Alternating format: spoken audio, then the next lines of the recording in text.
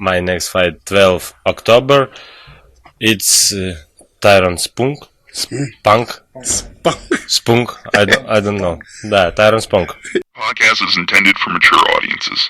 The views and opinions expressed are those of the panelists and do not reflect in any way those of the podcast partners, sponsors, or affiliates. Enjoy. Sky's the limit, baby. BoxingVoice.com. We don't fight for rings and stuff like that. I don't fear anyone. En este deporte no se viene a jugar y no le tengo miedo a nadie. We don't come to play in this sport. I fear no one in this sport. Does that mean that you will fight Triple G later this year? Como lo dije en la pelea pasada, ahorita mismo me vuelvo a poner los guantes. As I said in the last fight, right now I'll put on the gloves again. ¡Viva México! Canelo wants to unify all the titles. When did you realize, Andy, that you could take his power? Because of the Mexican warrior that I am, I got that Mexican blood in me, so talking about the Mexican style, I just proved it. BoxingVoice.com. Ain't no other sight in the game to see the Boxing Voice. Welcome back, ladies and gentlemen. Welcome back to another edition of the Boxing Voice Radio. I am your host, Nestor Gibbs. I will be joined alongside Alexander Lionez in just a bit. We will be discussing Oleksandr Usyk taking on Tyrone Spong. Now, I always thought it was Sponge, but it's just Spong. It's going to be taking place October 12th, Saturday in Chicago. Usyk will finally make his long-awaited debut to the heavyweight division. Now, anybody that follows boxing knows that Usyk was undisputed at cruiserweight and, has already put in a petition, a motion, whatever you want to call, so that he can challenge the WBA heavyweight champion Andy Ruiz, or the winner of Ruiz's rematch with Joshua, since that fight is set and scheduled for December 7th. So Oleksandr Usyk will make his heavyweight debut against Tyrone Spong. He's a former kickboxer, not known to the boxing community. Maybe the insiders know a bit, but it will be October 12th at the Wintrust Arena in Chicago. And it was officially announced today. Eddie Hearn obviously took to his Instagram and announced quite a few fights. He also announced the KSI, Logan Paul on Dazn. They're turning pro. Everything that we reported, everything that I wanted him to do last year. He's getting around to it this year. I think that'll bring some heavy subscribers for Dazn. And we'll be discussing that as well. Not today or on this particular episode, but we will talk about Eddie Hearn, the lone wolf in the boxing world, making some big moves.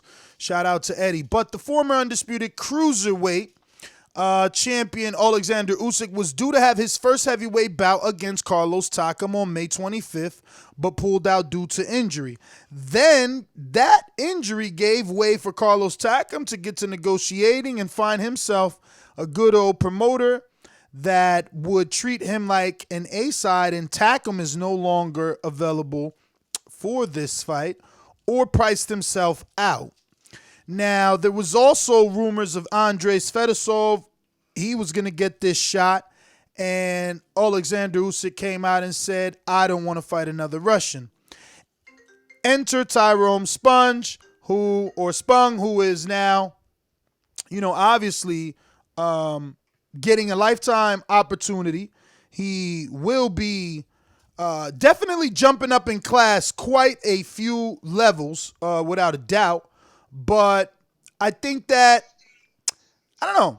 I can't really tell you if it's going to make for a good fight or not, to be honest with you, just simply because we've never seen Tyrone fight in the boxing ring. Now, we have seen him fight in boxing, just not on this level. He just had a tune-up on Saturday where he got rid of someone in great fashion. We reposted it on our Instagram. Enter Doomsday, the king of background noise, buzzed up. We both got haircuts, and I said, let me get a haircut because me and Tyrone really could look alike once I'm all nice and shaped up. They say we look alike, so let's see. They got in the chat, I see people thinking I'm gonna ride with them because we look alike.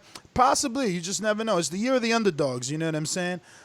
This dude is interesting. Just check out some of his quotes. Before I get to Doomsday, let me just give you this one quote. Some may think the challenge may be too difficult, but I believe in myself, and I look forward to being victorious on October 12th. But let me get on out to my co-host, Alexander Lioness, the amateur. I'm the best ever. I'm the most brutal and vicious and most ruthless champion there's ever been. There's no one can stop me. Lynch is a conqueror. No, I'm Alexander. He's no Alexander. I'm the best ever. There's never been anybody like me. I'm Sonny Liston. I'm Jack Dempsey. There's no one like me. I'm from Nairclaw. There's no one that can match me. My style is impetuous. My defense is impregnable. And I'm just ferocious. I want your heart. Get up, son of a bitch. Yeah, man. My tardiness is got to go away. My bad, man. Yeah, like Ness said, we was getting haircuts, trying to stay fresh for the camera. Yeah, I can't call me Khabib for a while. All right, a lot of y'all was calling me Khabib and shit because I had my beard all crazy. But yeah, anyway, Tyrone Spong is getting this shot. Ness, you said it best. The year of the underdog right now. You got a lot of guys getting these opportunities and taking full advantage of them. I believe that this is a life-changing opportunity for Tyrone. He's been, in the works, behind the scenes, as sparring partner to Luis Ortiz, and he's been in MMA. He's competed in kickboxing, and so he's not wet behind the ears. This guy knows how to throw hands, and he finished his last opponent pretty bad. But come on, let's be frank here. This is Usyk we're talking about. Tyrone Spong coming into the pro game, and then boom. They must feel confident about him that he can do or last or even beat Usyk to throw him in there like that. Because in my opinion, Usyk's just going to be too much. I don't know if it's confidence. I mean, think about it, bro. Usyk is an undisputed Ukrainian cruiserweight, heavily touted. He became undisputed in a short amount of fights. People know his pedigree. So if you lose to him, I don't think anyone, especially not for Tyrone, I don't think anyone is going to make, that's going to be a big knock on him. We know that his amateur background is limited. We know that his pro experience is limited. We know that this is a tough task. This is a mountain to climb on Saturday night, October 12th in Chicago. The question is, can he at least hang? Can he beat Anthony Yarde and show us that he at least belongs here? Now, Usyk isn't invincible. I remember the Tobias Minshew fight on HBO. Definitely worth a film study. He had some trouble with him. Tony Bellew had success. People like to say how Kelbrook had success versus, Earl Spence in the first half of the fight. Well, then if that's the case, Bellew had success as well. Michael Hunter had success. Michael Hunter has a case for maybe a rematch in the future. So we've seen guys have success. Could they put together an entire game plan? That's a totally different story. Can Tyrone use any of those, little nuggets? Maybe. I don't think Tyrone got a chance right now in the boxing ability, man. I mean, I think Usyk is levels above him in the boxing game, man. And if you're feeding them, I'm not gonna say feeding them, but if you're putting a guy like Tyrone Spong in front of Usyk, with that many pro fights, he doesn't have too many pro fights against top level competition. He's just basically whoever feels like he's able to get in there with Usyk.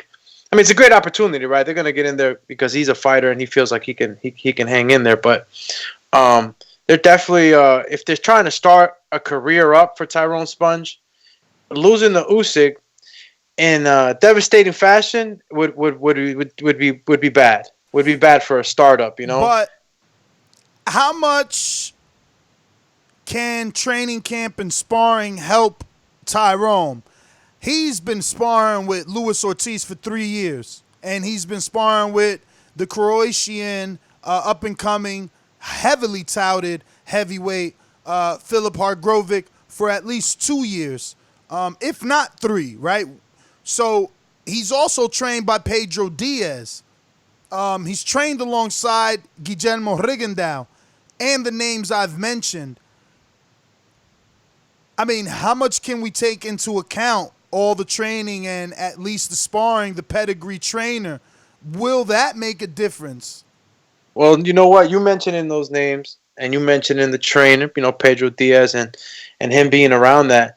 I think that's where the bet is. They betting on Tyrone's experience. You put those rounds in sparring. Sometimes you have hard sparring. Sometimes you have, technique and drill sparring. So I know that in his length of time, he's definitely gotten in some, real good, gritty sparring sessions that can probably mimic some rounds in a professional fight.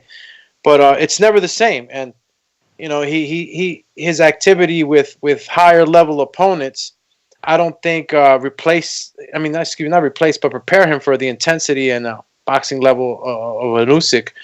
I mean, who do you bring in for this guy? Who do you bring in to mimic Usyk? How's he going to get ready?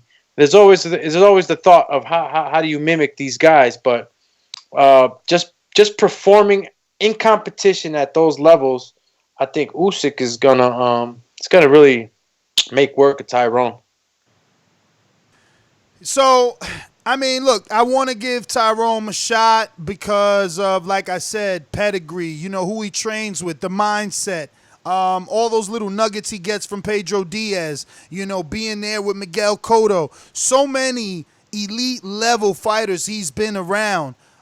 This has been a project of Pedro Diaz for 3 years now, and this has been a dream for Tyrone for some time. I can go to his quote in just a second here.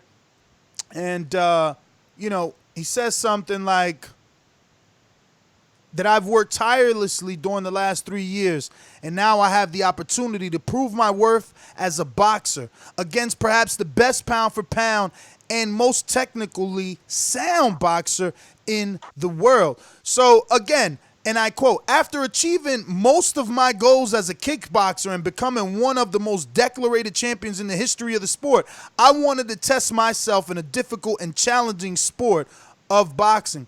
So, I mean, the dude's a competitor. And this has not been an overnight thing for him. This isn't Logan Paul and KSI. Like, he's been a boxer. He's been fighting. He just scored a knockout. Granted, it was in Mexico, and it was to shake off the rust in preparation for this particular fight with Usyk. Usyk announced this 2 days ago on a Seconds Out interview, so the cat's been out the bag. And Tyrone's always competed as far as boxing in the heavyweight division, right? He's always been a heavyweight in boxing. I wonder how I feel like he's small. I'm gonna tell you this. I'm not gonna hog the spotlight, but I did watch the Alistair Overeem fight this morning. It was a kickboxing match. Overeem, even though I'm not an MMA guy. Overeem's huge, though, especially in those kickboxing days, bro. We don't know what those guys were. There was a lot of controversy. We know. He tested positive a lot. Yeah, but he was a guy that I looked up to in terms of, like, his physique. It's like, whoa, he's 6'5". If I could somehow pack on the weight and look like Overeem, I'll be happy for the rest of my life. So that's what I used to tell myself. Now, I never really watched him fight. I just body watched the dude. He was like David Hay, you know what I'm saying? Ripped like that. So someone sent me the link. I went back and I watched the fight with him and Tyrone Spong. He beat Tyrone, but I'll say this. Tyrone has, is he southpaw or orthodox? Because whatever, that definitely is going to determine what hook he's an it orthodox, but so he has a good left hook then if he's orthodox, because I was watching that fight. He was sneaking the hook around the guard, but it was a kickboxing fight. And Overeem was huge. But then I thought to myself, all right, heavyweights are huge. But then I thought to myself, all right, Alexander Usyk is moving up. He's not that huge. You know what I mean? This is a perfect fight and a perfect opportunity for my half-brother, Tyrone Spong. Yeah, man, that's crazy, man. Everybody's saying that's your brother. You know, I mean, it is what it is, bro. Hopefully he could pull it off, you know? You know me, man. I'm an underdog guy. I always root for the underdog. But nowadays, I'm trying to just be frank with myself. Does Usyk have, does Spong have a puncher's chance? Hell yeah, he does. Especially the way he hits. He hits pretty damn hard. And I don't think we've seen Usyk take a super hard shot yet. unless I'm wrong in that, Ness. I haven't seen him really get tested. Nice chin shot. Nah. Listen, he's faced some punchers, right? In the cruiserweight division, he's faced Britis, he's faced Gassiev, but no one's been able to really put hands on him. The guy's a great mover, and that's going to be the biggest issue for Tyrone. Now, the good thing for Tyrone is that he's trained by Pedro Diaz. Pedro Diaz does a lot of hand-eye coordination training, and he does a lot of fast twitch muscle training. They use a lot of tennis balls and things like that, and you have to react to what he does and, chase down the ball, throw it back to the coach. They're on the track a lot out there in Miami. I don't know. Again, stylistically, though, right? Stylistically, let's look at the styles. Tyrone Spong, for the most part, is a puncher. He's a puncher. He wants to exchange with you, and I don't think Usyk's just. I never seen Usyk, trying to get into a gunfight. You know what I mean? I'm seeing this sort of like a Loma heavyweight. You know what I mean? He's gonna. He's always been considered the Lomachenko of the cruiserweight division for me. That's how he fights. He moves a lot. He throws a lot of punches. Can we maybe? Is it safe to say that maybe Tyrone Spong needs to take a page out of the book of Orlando Salido, make it ugly for Usyk, disrupt that footwork that these guys have? I agree. Definitely got to beat this guy to the body, slow him down. He's already moving a heavyweight. We don't know what's he going to come in. I'm thinking maybe 225, so you want to hope that slows him down some. He was weighing in at 196, obviously, on the day of the weigh-in. Maybe that slows him down a little, being a heavyweight now. For Tyrone, again, his best punch is that left hook. He's going to have to come over the jab. And Usyk throws a lot of jabs, so you just never know. He could get lucky. Man, Usyk gets these Tyrone Spong. I wonder what was the decision making on that matchmake, man. Like, I know. They need to get him a win. This is in no way is this Matchroom trying to get Usyk a loss, and that's why I was shocked that Fury could not beat Povetkin. Not everyone is signed to Matchroom. Like, we may think that they are, but they're not. I watched an interview with Joe Gallagher where he made it clear, look, we're not signed to Matchroom, and we being Callum Smith. They were on a fight-by-fight deal. It was a handshake, verbal, no paper. I can't even believe they still do these things in this day and age. But that being said, I went into that Fury-Povetkin fight thinking Fury was the house fighter. We could be thinking the same thing here. Usyk obviously is the house fighter with the accolades, the belts, the big signing. But sometimes matchmaking goes wrong. We spoke about upsets on this morning's show. And this year, this year has been damned if you're the A side. Nah, it's been definitely a lot of upsets that we weren't even expecting. But do we give? Let's say let's pretend here, right? Let's pretend and say that Usyk gets past Spong, and Spong gives him a hell of a fight, and it's a 12-round fight.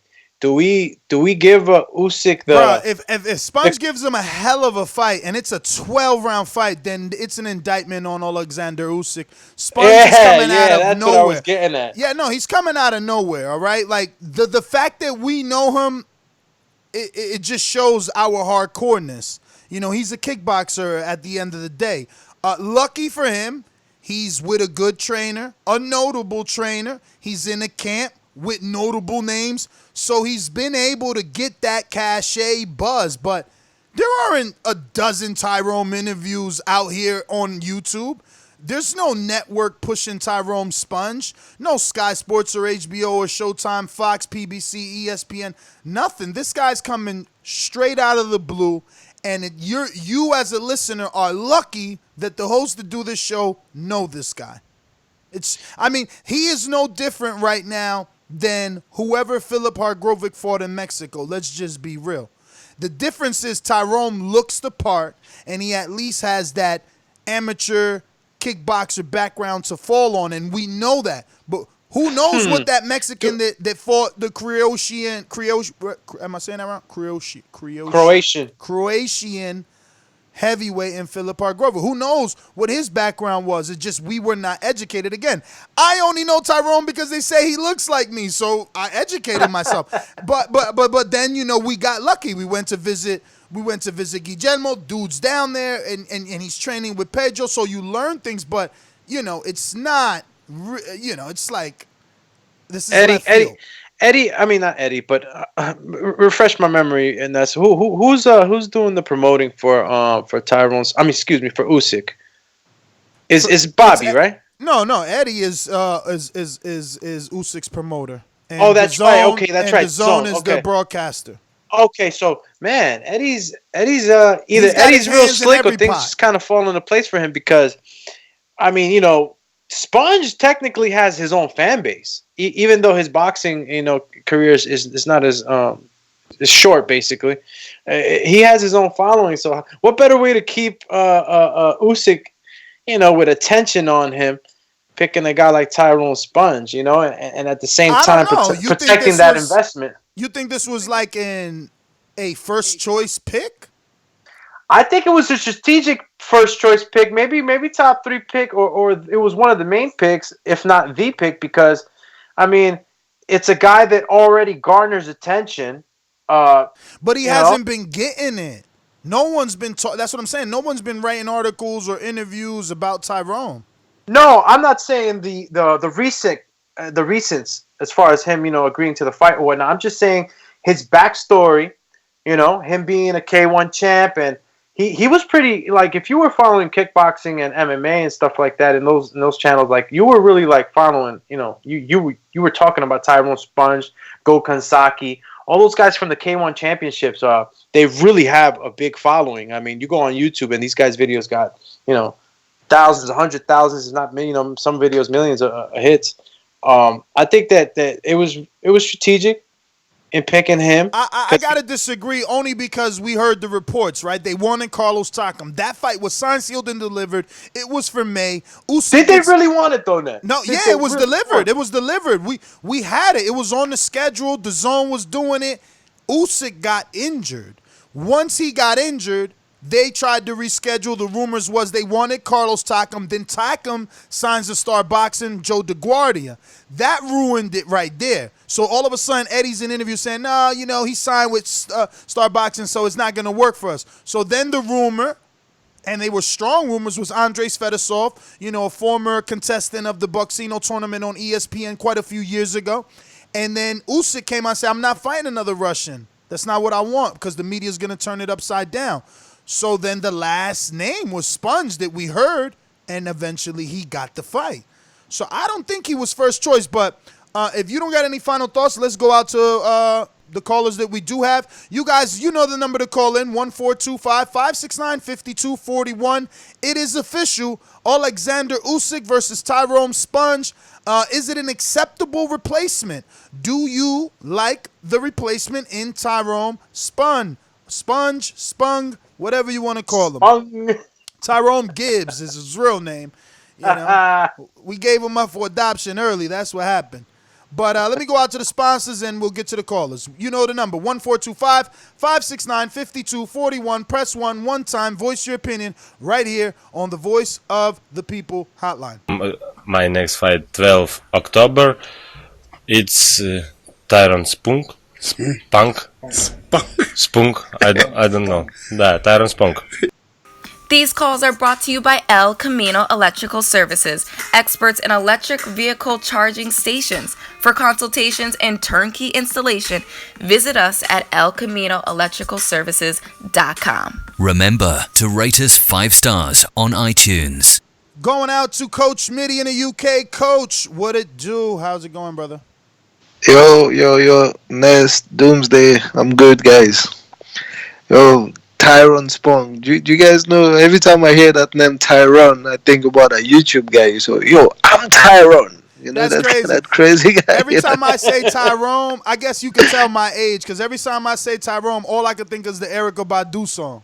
For real, that's all I can think about when you hear Tyrone. Yeah, man. He said, "This Tyrone." Yeah.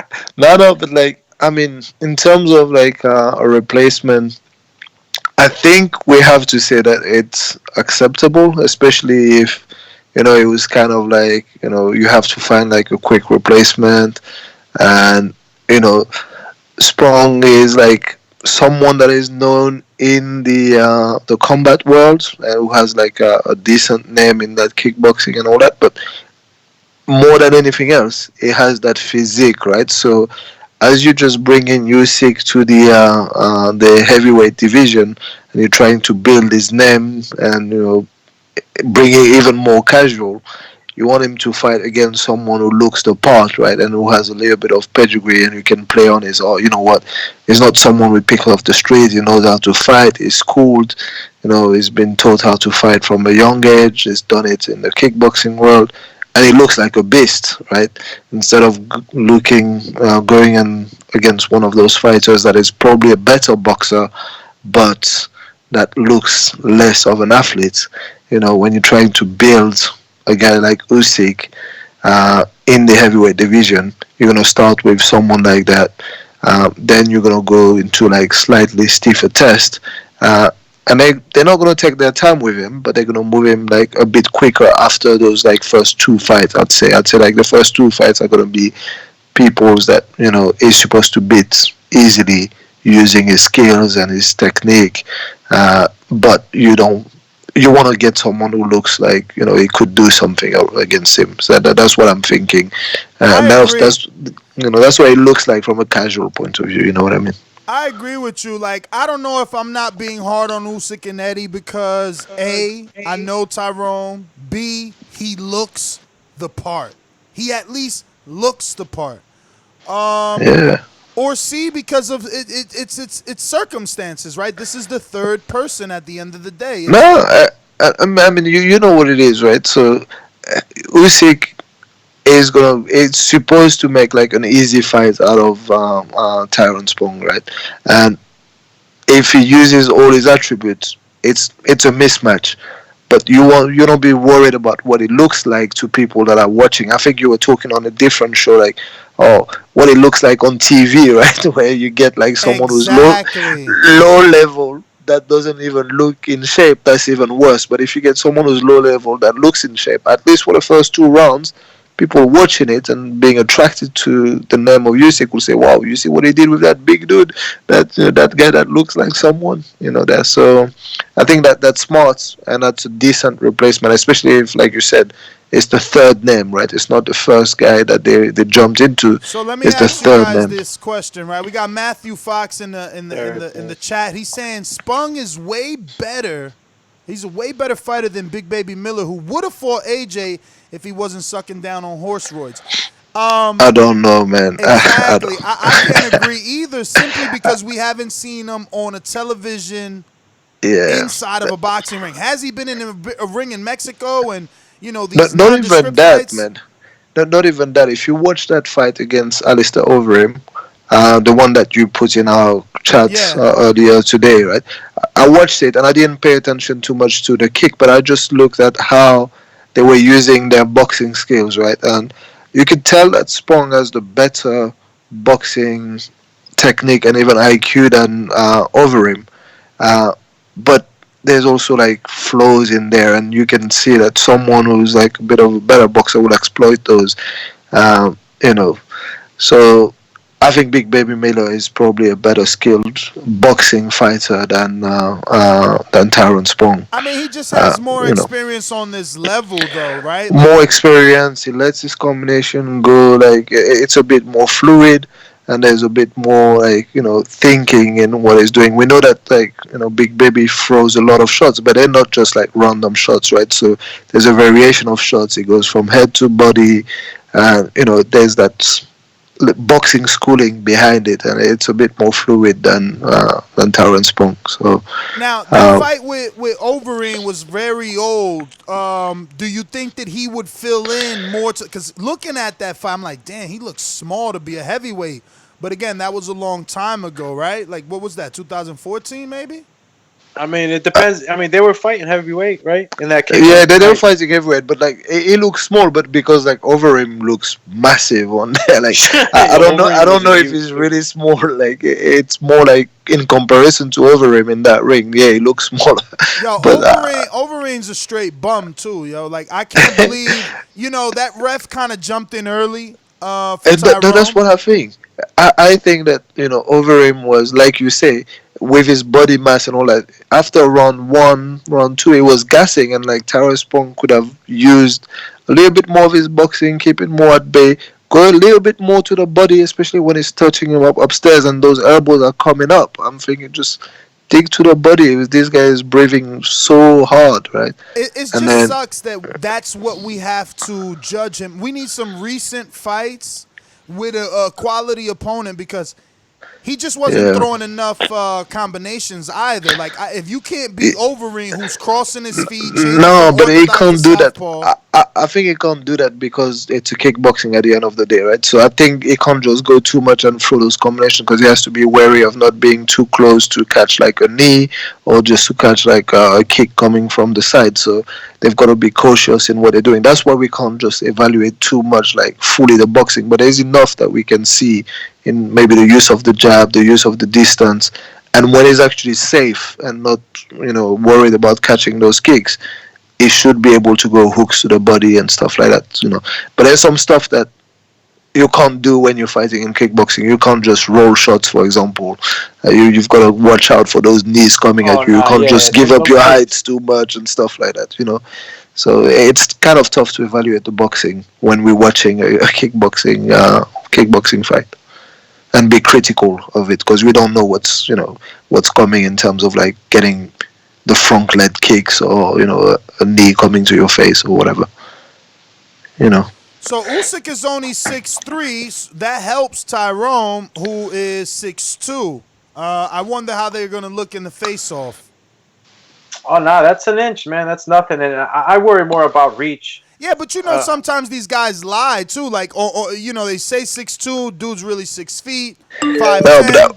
I think what the difference will be from in that height, like I don't have any worry for Usyk in terms of being able to use his distance and his jab, because again, like the body mass of Tyrone Spong is not like it's not going to be in his advantage to play the jabbing game against Usyk. Like Usyk should be able to land that jab at will, especially the way he uses his jab. He's a very good jabber and is good on his feet as well. Hell no, Sponge got You to know, play the Andy Ruiz role. You got to cut the yeah, distance he on has this to. guy and make it an ugly fight. This guy's a He mover has to. and a That's what worker. he has to do. He has to come inside, just go over the top, and just like big shots, or overhand shots and stuff like that. But it's hard to do against a guy like a schooled guy like Usyk, right? Who just uses his feet well, uses his jab well, 1-2 straight down the pipe.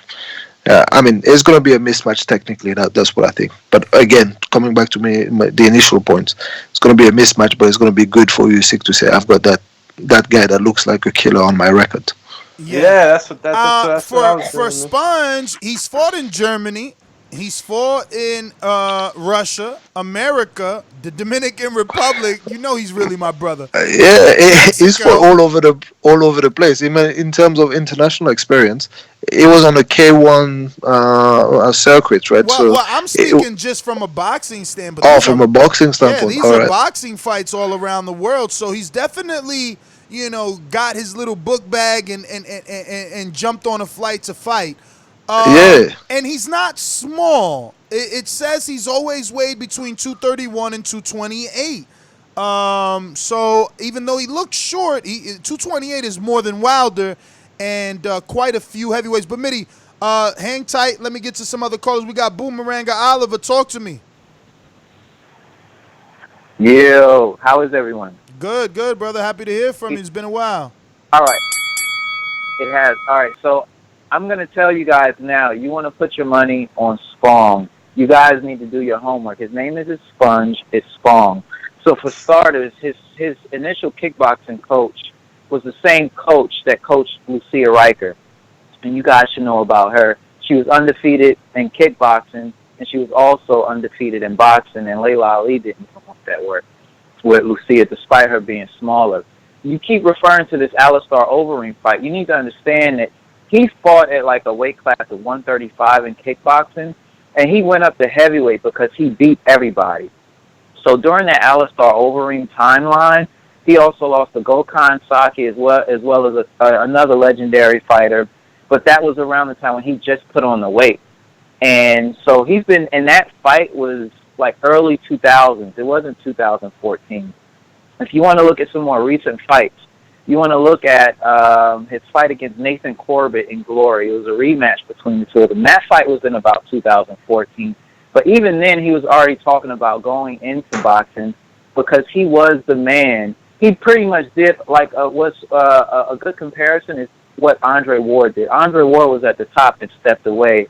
Tyrone Spong was at the top of the kickboxing world and was critiquing him because he was punching more and because he still is a heavy kicker. And so his work ethic is bar none. So even when he was helping the Black Zillions in MMA, he was helping them train. He was getting up at like 5 in the morning or 4:30 in the morning just to go through his boxing training with the current coaches he's currently did. He's fought on the biggest stages in kickboxing. He's also been sparring with Luis Ortiz on a regular basis, and nobody really wants that work with Luis Ortiz. And so all I'm trying to say is you guys, you got to stop looking at the Alistair Overeem fight, and you got to start paying attention to more. Another thing with kickboxing, he has to be a lot more square because the heavy shots are coming from the outside, and you can't block it if you're more in a boxing stance. So you can't really compare the two, but Tyrone Spong is a man. You guys need to do a little bit more homework, and this is a dangerous fight for Usyk because of his work ethic, his experience, and he's been plotting on this for like the past 7-8 years, not even 3. Well, Well, thanks all for right, filling us in on some of the things we didn't know. For sure. For sure. I mean, listen. Again, I only know about him because they put me on him. Like, Ness, this your brother, and ever since then I've stuck on him. And then it made it even better because Pedro Diaz, trained them. They don't have any prop bets for this fight yet, though. Not even prop bets, but let alone, just fights, bets in general. Let me get out to Steve on Skype. Bullshit fight. This is Usyk, fighter of the year, all that hype they gave him. I know he's going up to heavy, but to me, I think this is like a joke to me. Damn, a joke? Listen, you know why I'm not mad at it? Because I told Danny Garcia, and I was on this show numerous times saying when Danny made that jump, when he was ready to make the jump from 40 to 47, I wanted him to do it like the old timers and do exactly what he did. And that's what they did. They did 42, 44, then 47. And that's what Usyk is doing, in my opinion. He's like, I'm going to dip my toe. I'm dipping my toe. I already got a mandatory position shot versus the best of the best after this fight. Let me dip my toe, see how I feel. You never know, man. And not only that, when you got that opportunity, you got to be careful too, right? That's the thing. You got this shot versus AJ Ruiz winner. Do you really want someone that's going to be tough? As a fan, I would think I would like to see him against one of the other contenders, personally. Which one exactly? Give me some names. I would say somebody like why not fight Brazil? Well, Brazil's been gone. He's even wiped out his social media. We don't even know what's up with Brazil. He could have bought an island and is done. But give me another guess. Someone like Chisora is fighting Parker right now, so he couldn't get them. Remember, he's got this October 12th date. He's got this Poland backing over there, so it's big in Chicago, so that they want that date. So it's got to be someone that's possible. And again, Chisora is he's busy. He's busy with Parker. Someone like Joyce. Joyce is available. Joyce just got ducked by Kajal Abel or Kaja Abel, AJ Spong partner. Price. Who? Price, David Price. Well, I mean, I think I'm happier with Tyrone Sponge. At least I don't know. I don't know whether or not Tyrone is the Amir Khan of the heavyweight division. I know that Price is. Right. I'm just saying this guy. I mean, like, I don't know. We'll see. We'll see. But to me, like Usyk, he was such a big, undisputed fighter of the year. This is a page out of. Listen, this is what great promoters do. Bob Arum's a great promoter. Eddie is a great promoter. Look at Lomachenko's career. He's got those big flashy names, but then he sneaks in a name like this. Check it. Check it. You guys are like, oh, he's only fought 15, 13 people. Look what he's done. But check inside those 13. He's got about 6. Who the fuck are those guys? But let's keep this moving. We got Aaron and Cali. Talk to me. What's up, Nez? What up, champ? I'm kind of on the same wavelength, man. I think this is a bullshit-ass fight. I mean, bottom line is, regardless of Sponge's resume, boxing fans, not MMA fans, again, this is a boxing fight, don't know who he is. This is how corrupt this fight is. So I'm looking at the WBO rankings. This guy Sponge, all of a sudden, he's number 5 in the rankings, and he's 14-0. He's been there. Let me name some names he's already above. Okay, so he's better. He's above Parker, Konaki. Well, he's been there. He's above Revis. Listen. He's been there. Look, they don't even have his picture of his face on the rankings. They don't even have a picture. I didn't see him. You know what I mean? Nah, but let me tell you something. 69 in boxing rec. Just let me tell you something. Let me put it to you this way. He's 69 in boxing rec. Okay. Know who's above him? Okay. Oliver McCall from 1995 is above this Relax, guy. relax, breathe. Remember when Tyson Fury fought Tom Schwartz? Remember that? Yes. Okay, just relax. He fought Tom Schwartz, right? Tom Schwartz was 57 on BoxRec, number 2 on the WBO. When he was number 2 on the WBO, Tyrone was number 6 on the WBO. When we found out, we read it on the show live, like, oh shit, Tom Schwartz is number 2. And then I was like, oh shit, Tyrone Sponge is number 6. Like, you gotta remember, this is the reason PBC is allegedly not recognizing the WBO. They rank who they want. They deal with who they want. And for Parker, it's not that he's better than Parker. Parker lost. And you drop. You got to get back up. Not only did Parker lose, but Chisora lost to Dillian White, But Dillian is ahead of him. Anthony is ahead of him. Fury is ahead of him. Had Luis Ortiz had no relations with PBC, he'd probably be ahead of him. Junior Fa is with Lou DiBella, not PBC. And look, he's number 6, and you ain't never seen him. He been on Showbox one time. Look, Daniel Dubois got 12 fights. And he's fought nobody. His biggest fight was what? Wasn't it his last fight? Maybe? And he's number 7. So again, WBO is consistent with their crazy rankings. Look, Schwartz is number 14. He dropped from 2 to 14. I'm just saying, couldn't Usyk pick somebody else? I mean, come on, no one knows the guy. All right. Fans. I'll ask you the same thing. I'll ask you the same thing I asked Steve. Who should he fight? Realistically, keep in mind the schedule. Who should he fight? Who's available? Who do you like more? And I would even go with Christian Hammer. I'll go with Gerald Washington. I would go Charles Martin. Okay. All good options. All good options. I don't think Huck borderline, not scary. I don't think Huck will take it because he just signed. They're a safe bet for Usyk. Okay. But at least they're recognizable names, and it's a safe fight for Usyk. This is a safe fight with Sponge. You're right. They could have got Washington. Washington's a good name. You're actually right. I don't know why they didn't do that. Washington's highly ranked in the IBF. He just got a good win over Robert Helenius, common opponent with Dillian White and numerous others. You're right. That would have been a good out. I don't know. Could Washington be ready? Let me check. When did Washington get that win? Would he be ready? This fight is in October. We're talking about, what, 2 months from now? Maybe less. Let's see, when did Gerald last fight? Has he been eating ice cream or is he in the gym? You know how it is. Gerald last fought July, so there's definitely time. But when are you catching him, right? He's got that month off. He fought July 13th. August 13th makes an entire month. Now we're in September. That's almost 2 months out of the ring. Has he been in the gym? I don't know. And do they want to deal with Al? That's the problem. Does Eddie want to deal with Al? And does Al want his guys? This guy just beat Robert Helenius on Fox TV. Does he really want to put his guy on an app right now? Gerald's got to come back. Not that I respect, not that the win isn't all that, right? Like Robert Helenius, I mean, he's only got 2 losses, but we know that he's not no world beater, right? Like 3 losses. Dillian White beat him, Washington beat him, and I think, look at that, Duapai beat him. So, Funaki beat him. No, Duapai.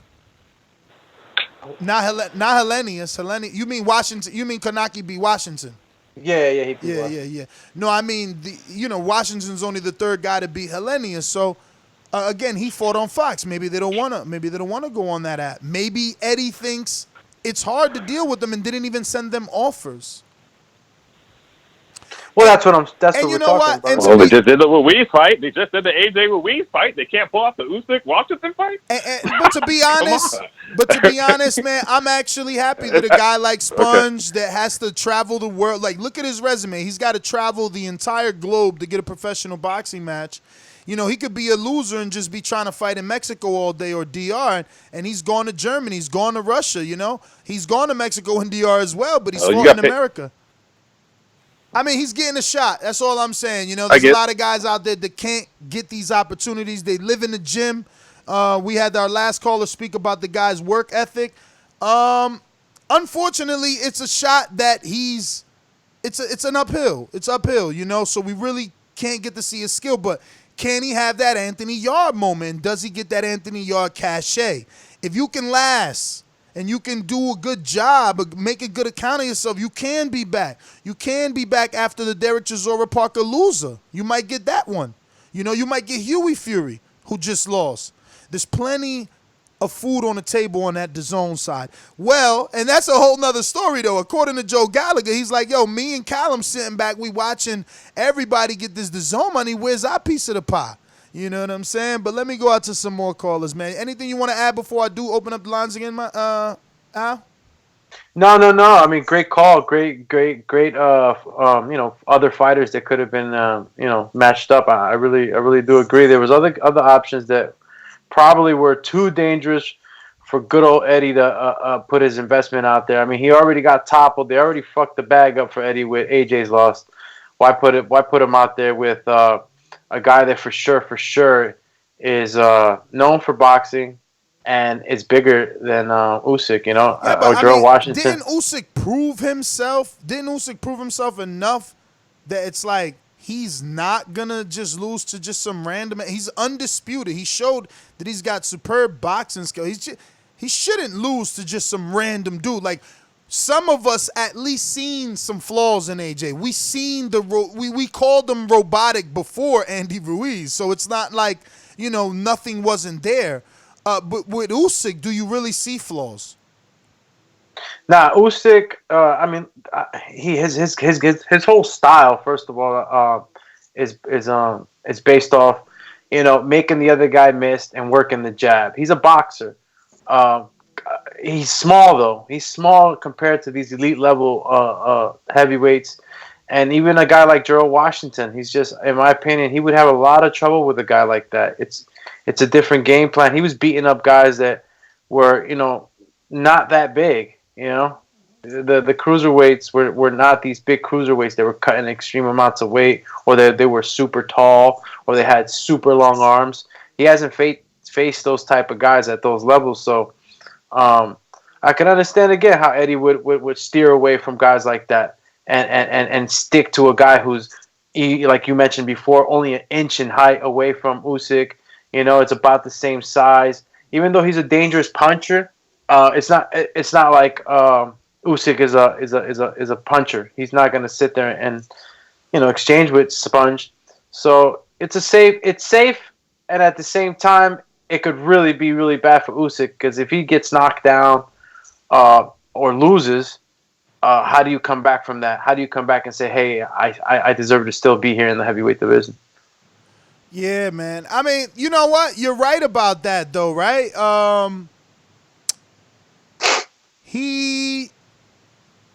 Tyrone has more of a shot. He's got more of a shot now because you're right. Usyk doesn't have that punching power. You know, he might go get a little more dog because he's not too much to worry about. But you know, Lomachenko was knocking people out of clear frustration. Maybe Usyk can do the same. Let me go out to Boomerang and Mr. CYP. Talk to me. Yo. Good show. But I want to break y'all off on something real quick. Evander Holyfield, cruiserweight, undisputed champion. That man moved up at age 24. The reason why he moved up so early and was so young is because the cruiserweight division, who gives a shit? Like, nobody cares about that division.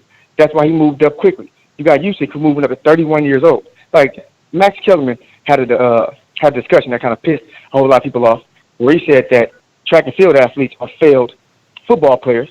And why? And because football pays so much money, it's so much spotlight. Why wouldn't you play football instead of running? So I'm looking like I'm a devil's advocate his own shit. So why would Usyk stay at cruiserweight 90 seconds if he can just gain 1 more pound, which he already weighs more than Wilder does walking around? Why don't you just go up there and show everybody how good you are, Mr. Pound for Pound? Why are you waiting so long? And then when you do come, you want to challenge somebody who's not even top 10. It's just funny to me that this European criteria. What do you mean by waiting so long? Remember that he turned pro old because he'd been in the amateurs for so long. So you're saying he waited long. That's my point. When you stay in the amateurs, when you don't need to, 60 seconds. So what you're telling me is Lomachenko needed those extra 4 years to get that second gold medal. He needed that. Nobody needs 2 gold medals, man. But what's Nobody wrong in boxing with that? needs 2 gold medals. What's wrong with that? Clarissa Shields got 2 gold No. medals. No. Nobody says anything wrong with that. What I'm saying is, don't praise him for being so great when he's fighting amateurs while the other dudes his age are fighting pros. It's a big difference to know and believe in yourself that I don't care how good a dude is or how big a dude is, I'm going to win. And on the other hand, saying, you know what? I'm going to take my time. I'm going to do a little more studying. That's fine, too. But you don't get as much praise as the next man. The next man been putting his ass on the line.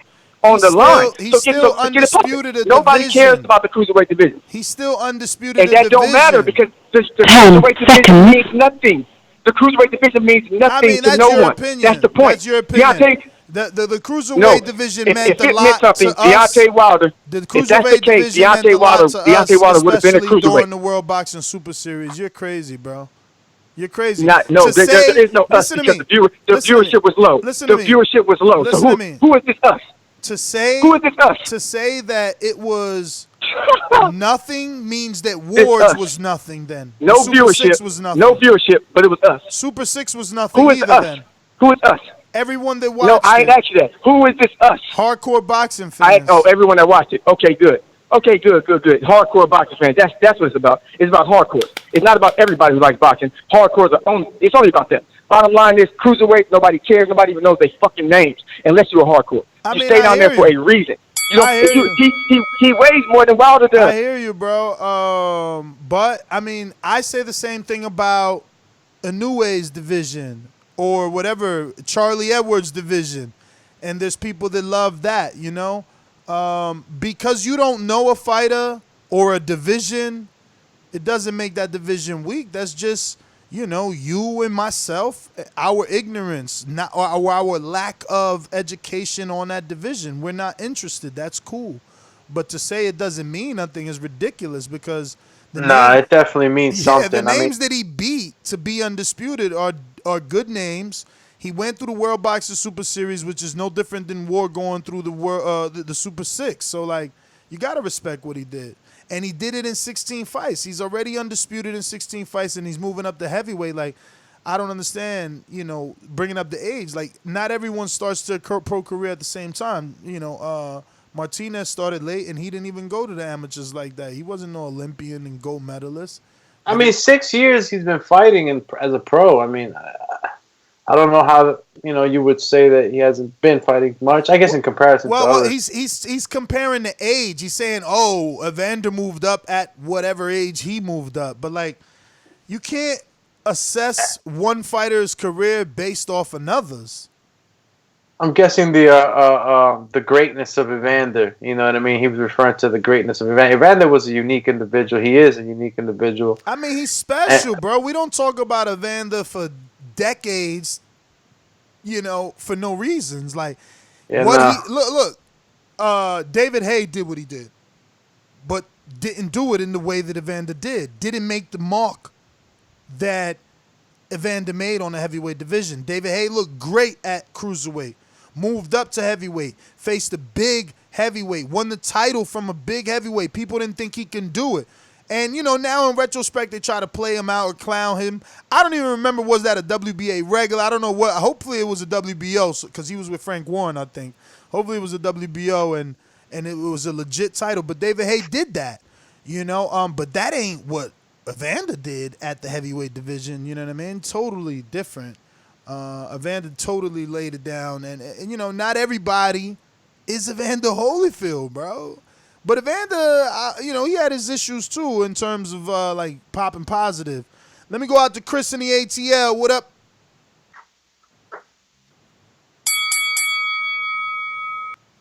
Chris, ATL. Yo, what up, Nick? What up, champ? What up? Yo, I think this fight, I like this fight. I think for a lot of probably American boxing fans, probably not, too aware with Tyrone Spong, but, I used to competed for many years in kickboxing, so I followed Glory and K1, and that dude is the real deal, and I think he broke his leg in his last fight, so I think he tried to transition over to MMA, and then he decided to go to his boxing, so, I'd like to see what he can do with Usyk. I think the last caller was tripping over what Usyk didn't really mean nothing because that Super 6 victory was, that was a great accomplishment. So I think this fight, I wouldn't underestimate Tyrone Spong. He's got one-punch knockout power. I know that's in kickboxing, but, he's been training down in Miami with Luis Ortiz for like 6 years now. So, he's working his way up the rankings. And, I think one thing a lot of people need to understand is these fighters have to pay sanctioning fees every time they fight to an organization. So, that's probably the reason why he's only ranked in the WBO and he's not trying to pay sanctioning fees across, all four major sanctioning bodies. So he's worked his way up. This dude can fight. He's been, elite. A lot of these guys from overseas, they didn't grow up. He's not like a failed athlete in another sport. In Holland, kickboxing is the main sport. Muay Thai, Dutch-style kickboxing. So he came up and he was like elite in the world at that. He's an excellent athlete. People should look up his highlight reel and look at what the dude did in kickboxing. I think it's going to be a good fight. So, I'm looking forward to it for Usyk's debut at heavyweight. All right.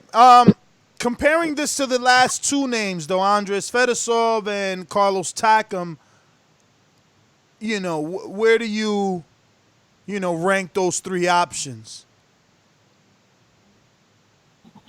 Fedosov, I don't know too much about him. I think the Takam fight, I think that would have been a good option, but I guess for whatever reason, I think it was a management issue. He didn't want to take the fight. But I think once people get to see Tyrone Spong and, I think the interest in this fight is going to pick up. Because I just think it's a thing where a lot of people just haven't seen him. But if they've seen his fights, if Dazn shows some of his, highlights and some of his previous fights in kickboxing, even in boxing, I think a lot of people are gonna show some interest. This dude he was knocking dudes out the ring, headshots, punches, kicks. He's a legit, real deal fighter. I'm not saying he's gonna win the fight, but I think it's an interesting matchup. Well, all right. I've checked DraftKings and mybookie.ag, right? Let me see here. Yeah, mybookie.ag. And there's no bets yet. This hasn't even made the line yet. So we'll keep an eye on it. Mitty, what's up? We got some Tyrone Sponge people, man. Spun. We got some Tyrone Spung people. Spung. Spung. Yeah. Hello? Yeah. You're there. You know, we got Yo, some backers. so someone said like it must have been his manager, right? He was feeding us some lies, man. He fought at 135. Like, come on, man. Like, you're a 135 pounder, and then you just like gone to heavyweight at 230 plus, right? Yeah, he I had don't. me going with that one. If he fought at 135, it must have been like 12-year-old or something like that. Like so, but I mean, a lot of people said good things, right? And said like, hey, you can't underestimate Yeah, the they were dude. not upset at least, right? Usually No, you no. get these type of fights and people are upset. So Tyrone, even though he's not known in the boxing world, he's known enough to get that Yeah, crossover. it's not enough. But like I've done like one thing that you like doing. Usually, I just like went to BoxRec and looked at the only guy that took him to a decision, and not even a unanimous decision, a split decision win for Tyrone Spong. There is a guy called Italo Pereira or something like that, and and I checked what that guy tried to achieve after. It's a guy that lost to Martin Boccoli, who lost to Michael Hunter. So try to understand the level of competition he's been in and who's been able to give him a fight at least or took him the distance. It tells me that he can't hang or he can't get a victory over Usyk. Yeah, unless he lands that one punch and that knockout power that he has, and it's boxing after all. But everything points to the fact that Tyrone Spong should not be able to get a decision against Usyk, and that should be a pretty easy victory for Usyk. Bro, chill. Pereira is a difficult fight. You know what I'm saying? So Martin Boccoli is a good fighter, right? I don't know. We can't say that he's not. What do you want me to say that he's not just because he lost already? That's what you're saying? No, not because he lost, but we know more or less like the level where Martin Boccoli is, right? But so we can. He's young. He's got 12 fights. He suffered one loss versus an Olympian. It is that's how we kind of like characterize people, and we shouldn't, right? We should just give them the chance and all that, right? You are doing that. I'm not writing Boccoli off because he got one loss to Michael Hunter, who gave Usyk, ironically, gave Usyk his toughest fight. We should do a film study on that. That being said, I want to say Joe Joyce gave him like one of the toughest fights. Yeah, but that was World Boxing Super Series. That was, that was whatever that thing was. The amateurs, yeah. But this Pereira guy, no, just listen to this, bro. He took fucking Adam 8 rounds decision. He got a draw with DeWelko. He took Avery Gibson the decision. Okay. He lost. There you go. So you can tell that it's a durable guy. Exactly. Right? So if Spong went the decision and won, there's no knock there. There's no knock. It's not that he won. He just went through a split decision. Listen, the only guy so did Kanaki got a unanimous. Guillermo Jones though, he's an Olympian and he got a split. And Martin Boccoli's the last dude to fight him, and he got the knockout in the first round. Yeah, it stopped him. First round, that could have been a flashy. I don't know, man. Could have been a flash knockdown. We don't know yet. Yeah, I mean, we don't know, and that's interesting, and that's what we can't just hate, right? We're just saying that okay, let's see what what that fight is all about, and then once again, it's not supposed to be a fight that Usyk is going to lose, and it will just set it up for something that is bigger and better. And we would expect Usyk to step up in competition within his next 2 fights. We're not going to accept like 3 or 4 fights like that, that's what I'm expecting for him. I want to see him step up right after this fight. According to the headlines, he's the mandatory to the winner of AJ Ruiz December 7th. So I kind of understand, the reasoning. It's like, am I really gonna get in there that tough and ruin it? Exactly. So he's going in there, have his showcase fight at a heavyweight. Again, hopefully he looks good. And then I doubt that he will get that mandatory shot straight after in his second fight. But he will get like a much stiffer test, and then maybe a third fight somewhere mid-year next year, he will get a shot at a belt at heavyweight. Well, Mitty, let me get to Majid in Florida. Talk to me. Yeah, what's up? What up, champ? Nothing much. I know everybody ain't going to agree with me on this, but I've been calling in for a couple of months saying that I think that Usyk going to be something that's going to be upsetting a lot of people. So I got Usyk this fight or whatever. I think that he going to show some people something a little different at heavyweight. But everybody need to like the video, support the channel. That's all I got, Ness. Majid, man, thanks for calling in. Any final thoughts from you?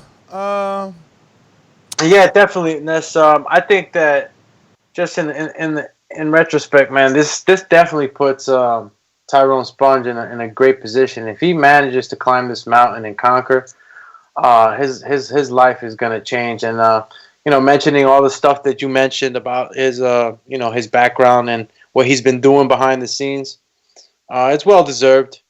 It's well deserved. You can't give enough credit to those guys who haven't seen the limelight like the other stars, but prepare these fighters for their big fights, and their sparring partners and even coaches at times.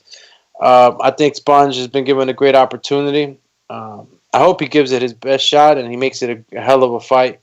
Because at the end of the day, a whack fight.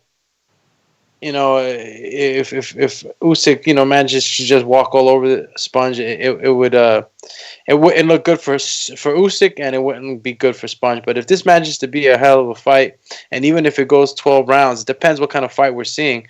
We give Yard his credit for what he did, and if Sponge does his thing, we're gonna have to give him his credit too, because we know that Usyk is that guy.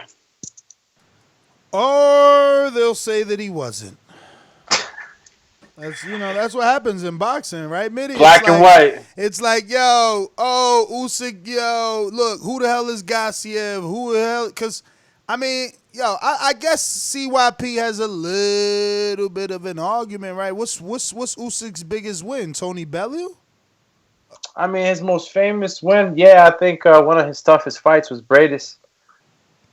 There you go. In my opinion. So did he have the same run at the cruiserweight division to undisputed that David Haye had, that Evander Holyfield had? How good was this division that he became unified and undisputed? You know what I mean? Yeah, going back to Evander Holyfield's age, I know somebody might have mentioned on the chat that he was caught popping. I don't think he was ever caught popping. I think so. I'm pretty sure. I think they just assumed this stuff. His neck size and in certain fights and whatnot. I don't think he was ever popped. But I'll go back and look at that just to confirm. In comparison to resumes, I'm gonna say, like what you just said earlier, Ness. It's different times, different scenarios, different dynamics. I guess different types of fighters. If you just look at if you do a resume comparison between Evander and Usyk, you'll try to find a couple of fighters that you could probably make comparisons on, but it was just a whole different era. And if you follow Usyk's era, we got to just kind of judge him to what's going on in his era. And if you want to go ahead and measure up Murat Gassiev, Tony Bellew, Maurice Bradis. Tony was on his way out, so I'll give him his credit because Tony's got a heart of a lion. But Tony was a natural heavyweight. That's the thing. He was never I don't know, man. Look, he did what he did, and I guess Tony's biggest win is looking better for him now because what is it, Makabu? Ngannou Makabu keeps winning. He keeps winning. He just beat Oleksandr Papin, who ironically falls right into place because he was a kickboxer. And he was signed to World Boxing Promotions. He's over there managed by Vadim, who has all these guys. Usyk, Loma, all of them. That's that whole Aegis Klimas clique. Yeah, I'm pretty big on Oleksandr Papin. I've been. Well, he lost. He lost to Makabu, who is Tony Bellew's biggest win. And Makabu keeps winning, keeps looking good, making Bellew look even better. And he's 31. He's 31 years old, so same age as Usyk. It's not. He surprised me with Alexi Papin. I really didn't know too much about Makabu until this fight because I was obviously following Alexi Papin already. On social media, we go back and forth a little bit, and I thought, He even beat Kudasov. That's when I was like, whoa. He has good movement, man. He has good movement. Two World Boxing Promotions fighters back to back. He was not supposed to beat Kudasov. He beat him, and then he was not supposed to beat Papin, and he beat him. Rise of the underdog. But because Papin was the undefeated prospect, you know what I mean? Yeah. And Kudasov, I ain't gonna say, I can't really say he wasn't supposed to beat Kudasov, but I guess after, because Kudasov lost to Doctritos, the Cuban. Mm-hmm. But before that, he had a little run. I mean, I guess we finding out Kudasov is chinny. He's been knocked out. Every time he loses, he gets by knockout. So I don't know. But it's still a good win, It's still a good win. But I'm your host, Nestor Gibbs, Instagram and Twitter at NestGTO. Don't forget to subscribe right here to the YouTube channel at youtube.com/The Boxing Voice. And if you're not already subscribed to our Patreon, you might as well do so because we're going to be going live on Patreon either with Untitled or Film Study Tuesday today. In a few minutes, we were waiting on Mike. He should be ready. And you can join us there at patreon.com/The Boxing Voice. Absolutely. And you can catch me on IG, Alex_Doomsday_Linus, LAINEZ, or on Twitter, AlexLinusTBB. And for sure, we're going to turn it up on Patreon for all our current Patreon members. We're going to give you a little extra more. And for those who don't know, come join us on Patreon. You have exclusive footage. We have Untitled. We have a Border War series. That's a series that we've created here on the Boxing Voice. The belts have arrived. Ooh, belts have arrived, man. That's true. I saw the belts, man. They're looking real fresh, man. It's gonna be looking real good for those champs. I'm jelly. Them BC belts look good. Real good, though. And if you don't know what the Border War series is, it's a series that's that was formulated here on the Boxing Voice. I got one right here. You can't see it. I thought it was gonna be visible. It's right here. Where? No? Now you got it. Yeah, damn, that shit's shiny. Anthony Cobra, where you at? Marvin, where you at? Yo, this shit is beautiful though, for real. Like these little side faces, they got the Ray Robinson, the Ali, the Jose Suleiman, the Sugar Ray Leonard. You got Floyd Ali, and you got Tyson. Yo. Nah, they're looking really good, man. I know the Border War participants. Shout out to the alumni and the new members. Come get some. You know what I'm saying? Come get some. Why they don't want to sign up and fight? Why they just chat warriors? Sign up. And for those that don't know, this is a series that takes the regular Joe from the couch, puts you through all the promotional pressures, through all the going back and forth rants with the opponents that you're fighting, all the way up to the boxing, the sparring, everything that a fighter is going through. This series allows the regular Joe to go through those things, and at the same time, this was made for the guy that's maybe, or the lady that was maybe just sitting around and wanted to just shave some extra pounds off. This is definitely a great way to do it, using the love of the sport. So go check us out on Patreon. Border War series. This is our 7th one that's coming up. Am I correct? Or the 6th? This was delivered faster than Dillian White's B sample.